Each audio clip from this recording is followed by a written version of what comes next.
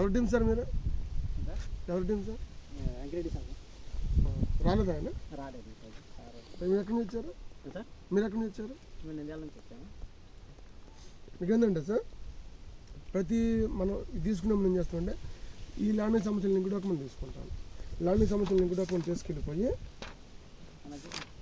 లారీకి ఇస్తాం. మనం పేరు నాగ పవన్ కుమార్ గారు ఎంకమల్లి అడ్డు కడితే సర్టిఫికేట్ చెప్పేస్తాము.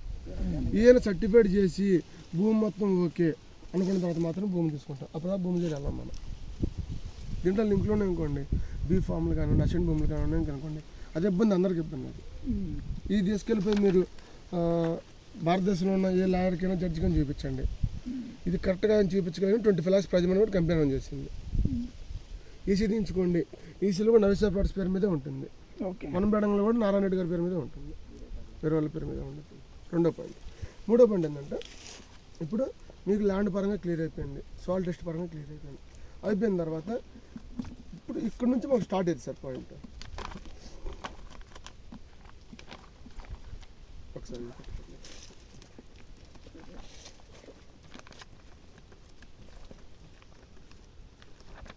ఇక్కడ ఏం చేస్తామంటే నో థర్డ్ పార్టీ రిజిస్ట్రేషన్. ఈరోజు చెప్పేసాను, ట్రెడిషనల్ కూడా మనం చెప్పేసాను. No third party registration. వేరే వాళ్ళు ఏం చేస్తారంటే రైతులతో అడ్వాన్స్ ఇచ్చేసి రైతుల నుంచి కస్టమర్ రిజిస్ట్రేషన్ చేపిస్తారు. జీపీ హోల్డర్ అంటారు, జనరల్ ప్రాపర్టీని తీసుకుంటారు, లేదంటే థర్డ్ పార్టీ పెడతారు. రైతులు కొంత అడ్వాన్స్ ఇచ్చేసి మేము ల్యాండ్లు వేస్తాము, మొక్కలు పెంచుతాము, మా కస్టమర్లు వస్తే మీరు రిజిస్ట్రేషన్ అని చెప్పేసి రైతులు చెప్తారు. అది రైతు వచ్చి రిజిస్ట్రేషన్ చేస్తారు, అంతే, సంతకం పెట్టి వెళ్ళిపోతారు. రైతుకి ఏం తెలియదు. రేపు పొద్దున మనకి ఇన్ కేసు కంపెనీ డెవలప్మెంట్ చేయకపోతే ఎవరిని అడగలరు కస్టమర్? అది పెద్ద క్వశ్చన్ మార్క్ ఉంటుంది. రైతుని అడిగితే రైతు మాకు తెలియదు సార్ సంతకం పెట్టమని చెప్తారంటారు. ఇక్కడికి వచ్చి కంపెనీ అయితే కంపెనీ ఫోన్ స్విచ్ ఆఫ్ చేసుకుంటారు. అప్పుడు ఏం చేయాలి? అటువంటి ప్రాబ్లం ఇన్ కేసు ఒక డెవలప్మెంట్ చేసినా రైతుల పొద్దున అడ్డం తిరగని గ్యారంటీ ఏంటి? ఇప్పుడు ఇంత డెవలప్మెంట్ జరుగుతున్నప్పుడు, ఇన్ని కార్లు జనాలు వస్తున్నప్పుడు వాళ్ళకి ఆశ కలిగిద్ది కదా, వాళ్ళు అడ్డం తిరిగితే ఇబ్బంది అవుతుందని చెప్పేసి ఉద్దేశంతోనే ఈ ల్యాండ్ మొత్తం కూడా కంపెనీ పేరు మీద రిజిస్ట్రేషన్ చేయించుకుంటుంది. డైరెక్ట్ కంపెనీ త్రూ ద్వారా అంటే కస్టమర్ రిజిస్ట్రేషన్ అయిపోతుంది నవిశా ప్లాట్స్ ద్వారా.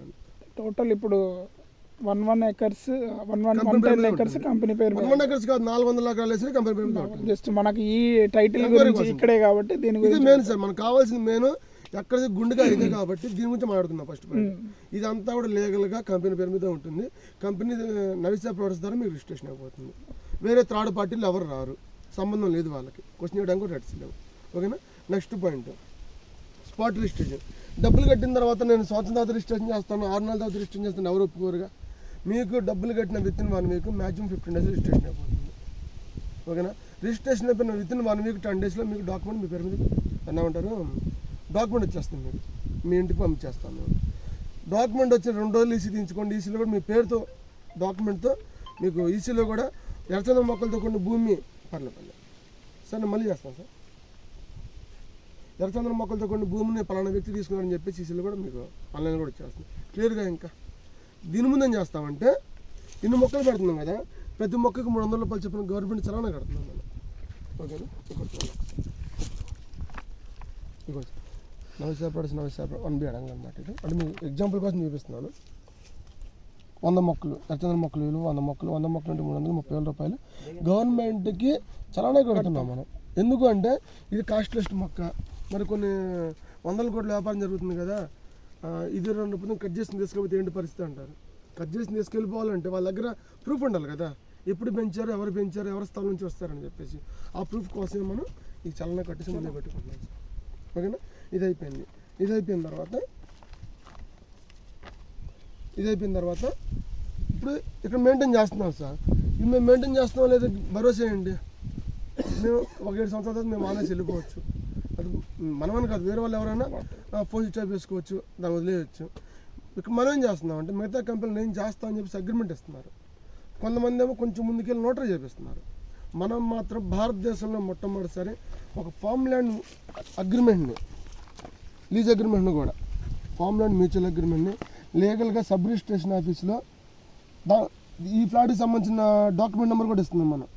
డాక్యుమెంట్ నెంబర్, ఈ డాక్యుమెంట్ నెంబర్ మెన్షన్ చేసి లీగల్గా సబ్ రిజిస్ట్రేషన్ ఆఫీసర్ రిజిస్టర్ చేసే మొట్టమొదటి కంపెనీ నవిశా ప్లాట్సే. ఇంతవరకు ఏ కంపెనీ చేయాల. మనం ఇది పెట్టి 3 సంవత్సరాలు అవుతుంది. ఇలాంటి మన ఇప్పుడు నేను మీకు సాఫ్ట్ కాపీ పంపిస్తా, మీరేం చేస్తారు? వేరే కంపెనీ టాలీ చేసుకోవడానికి పంపిస్తారుగా వేరే కంపెనీలకి. మరి వాళ్ళు మనం చూసుకొని ఎందుకు కాపీ చేయలేకపోతున్నారు? కారణం ఏంటంటే వాళ్ళకి థర్డ్ పార్టీ పెట్టుకుంటున్నారు. డెవలప్మెంట్స్ ఏమో థర్డ్ పార్టీకి బయట కంపెనీలకి డెవలప్మెంట్స్కి ఇస్తున్నారు.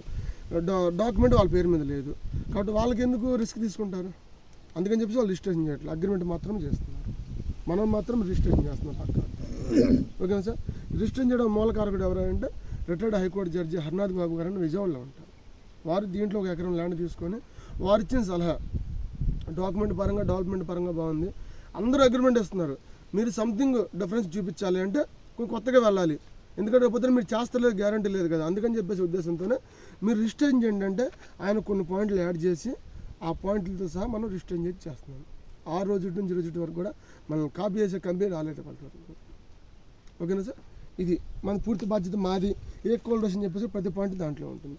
అయిపోయిన తర్వాత జియో ఫెన్సింగ్ సార్ ఇప్పుడు రిజిస్టర్ చేసాము, మ్యూచువల్ రిజిస్ట్రేషన్ యూజ్ ఏంటి చెప్తాను, ఆ పాయింట్ చెప్తాను. ఓకే. యూజ్ ఏంటంటే రేపు పొద్దున్న 7 సంవత్సరాల తర్వాత నేను వెళ్ళిపోతాను సార్, అగ్రిమెంట్ ఏం చేసుకోవడానికి? అగ్రిమెంట్ ఎందుకు పనికిరాదు? అగ్రిమెంట్ పైన నోటరీ ఉంటుంది కొంచెం బెటర్గా, వీటన్నిటికంటే బెటర్గా రిజిస్ట్రేషన్ ఉంటుందిగా, లీగల్గా ఫ్రమ్ గవర్నమెంట్ నుంచి ఉంటుందిగా. ఆ గవర్నమెంట్ త్రూ వస్తుంది కాబట్టి మా కంపెనీ కూడా భయం ఉంటుంది. కంపెనీ వాళ్ళు కూడా ఎక్కడికి వెళ్ళినా సరే లాక్కొచ్చి కూర్చోబెడతారు. అగ్రిమెంట్ దేవు సార్, మీరు నేను సంతకం పెట్టుకుంటే అయిపోయింది, అది పెద్ద నథింగ్ సార్. అది 100 రూపాయలు ఇస్తే డాక్యుమెంట్ టైప్ చేసి ఇచ్చేస్తారు మనకి, దానిలో యూజ్ లేదు. నోటరీ వల్ల కూడా యూజ్ లేదు, నెలకు తీసుకోవడానికి బ్యాంక్ రాదు. రిజిస్ట్రేషన్ మాత్రం ఏంటంటే పక్కాగా ఉంటుంది. మీ భూమి మీద అగ్రిమెంట్ ఇవ్వడం ముఖ్యం, రిజిస్ట్రేషన్ చేయడం ముఖ్యం. రిజిస్ట్రేషన్ ముఖ్యం కదా. మేము చేస్తాము, మాది పూర్తి బాధ్యత, దీన్ని పెంచి పోషించి దాన్ని కొని అమ్మి మీ